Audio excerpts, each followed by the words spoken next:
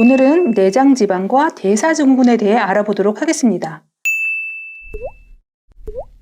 나쁜 생활 습관을 30, 40대까지 꾸준히 유지하다 보면 늘어나는 뱃살을 감당하기 어려운 지경에 봉착하게 되는 분들이 많습니다.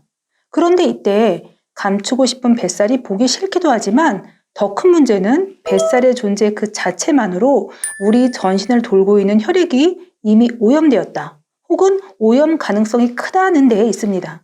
그러한 상태를 방치하면 안 된다고 경고하는 것이 바로 대사증후군입니다. 대사증후군은 내장지방, 높은 혈당, 높은 중성지방, 낮은 HDL, 높은 혈압 중 3가지 이상에 동시에 해당되는 상태를 말합니다.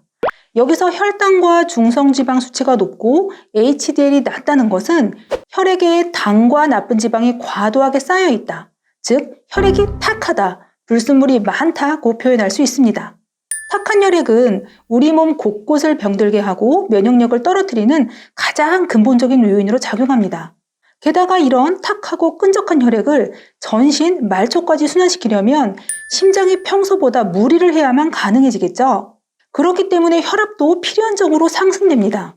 결국 대사증후군이라는 상태는 한마디로 내장지방과 탁한 혈액의 콜라보로 인체가 스스로 노폐물을 정화하고 배출시키는 능력의 한계치 이상인 상태가 되어 결국 인체 시스템이 무너져 내린 것을 의미합니다. 몸이 정상적으로 작동하지 못하게 되어 결국 건강을 잃고 질병으로 가는 성인병 급행열차에 탑승한 것이죠. 그래도 이 대사증후군 상태에서 관리를 잘한다면 다시 건강을 회복할 수 있는 상태라는 데 의미가 있습니다. 하지만 방치한다면 당뇨, 고혈압으로 그 다음엔 심근경색, 동맥경화, 뇌졸중, 암, 사망에까지 이를 수도 있습니다. 또한 당뇨, 고혈압 등 질환으로 넘어가는 순간 완치가 불가능한 질병과 평생 싸워야만 합니다. 그렇기 때문에 대사증후군 상태에서 빨리 건강관리를 시작하는 것이 가장 현명하지만 그렇게 생각보다 쉽지는 않습니다. 그 이유는 크게 다음에 3가지로 봅니다. 첫 번째, 대사증후군인 경우 복부 비만인 것을 제외하고는 별다른 불편 증상이 없어 경각심이 크게 들지 않습니다.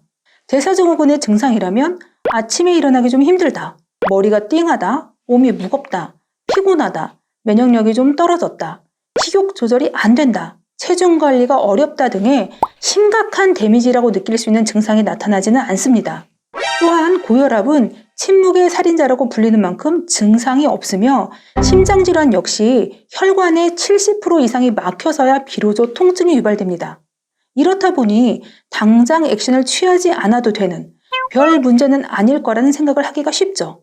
두 번째, 대사증후군은 아직 질병이 아니라는 인식입니다. 전반적인 혈액 수치가 바로 고혈압이나 당뇨로 넘어갈 상황이 아니라면 당장 직면한 큰 문제는 아니야 라고 생각하는 경우가 많습니다. 세 번째, 대사증후군, 비만 등을 생활습관병이라 부르는데 습관을 개선하는 것이 생각보다 쉽지 않은 것 또한 대사증후군에서 벗어나기 어려운 이유입니다. 대사증후군은 평생에 걸쳐 건강한 삶을 사느냐 아니면 노화와 함께 질병이라는 시한폭탄을 안고 가느냐 이 기로에 서 있는 상태입니다. 솔루션은 단 하나. 지금 당장부터 내장지방을 쌓이게 하는 나쁜 습관을 개선하고 필요한 경우 치료를 병행해야 합니다. 다이어트의 경우 단순한 체중 감량이 아닌 내장지방을 빼고 혈액 수치를 개선시켜 대사증후군에서 벗어나는 것이 목적이기 때문에 지금 먹는 식사에서 양만 줄이는 등의 다이어트보다는 좀 더 전략적인 다이어트가 필요합니다. 다음 시간에는 내장지방의 정체에 대해 좀 더 자세히 알아보도록 하겠습니다. 그럼 다음 영상에서 뵙겠습니다. 감사합니다.